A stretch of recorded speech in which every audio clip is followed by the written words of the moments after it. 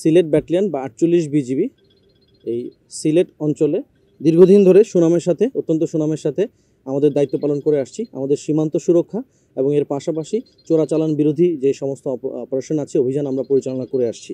গত ৮ অক্টোবর মধ্যরাতে আমরা একটি বিশেষ অপারেশন পরিচালনা করি।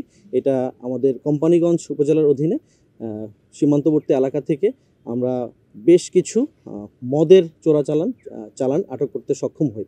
এখানে প্রায় ৬৫০ বোতলেরও বেশি আমরা মদ আটক করতে সক্ষম হই। একই সাথে ওই রাতেই আমরা হাদারপাড় নামক এলাকা থেকে সেনাবাহিনীর সহায়তায় আমরা যৌথভাবে আনুমানিক ৬,০০০ কেজির মতো ভারতীয় অবৈধ জিরা আটক করতে সক্ষম হই। বিশেষ করে আমি হাইলাইট করব যে আমাদের বর্তমানে মাদকের যে বিষয়টি, এটাতে কিন্তু আমরা জিরো টলারেন্স নীতি ফলো করছি। কোনোভাবেই যেন মাদক আমাদের দেশের অভ্যন্তরে প্রবেশ না করে, সেটার ব্যাপারে আমরা সর্বতোভাবে চেষ্টা চালিয়ে যাচ্ছি। বিগত কয়েকদিনে আমাদের বেশ কয়েকটি বড় বড় চালান আমরা মাদকের ধরেছি। একটা চালানে ছিল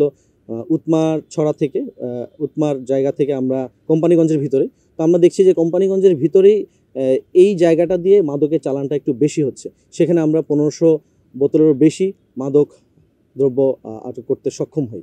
আমরা এই অঞ্চল দিয়ে গত কয়েক মাসের যদি পরিসংখ্যান বলি, এবছরই আমরা ভারতীয় মদ প্রায় ১৪,০০০ বোতলেরও বেশি ভারতীয় মদ, ফেন্সিডিল ২,০০০ বোতলের বেশি, এছাড়াও ভারতীয় বিয়ার, গাঁজা এবং বেশ কিছু ইয়াবা আটক করতে সক্ষম হই।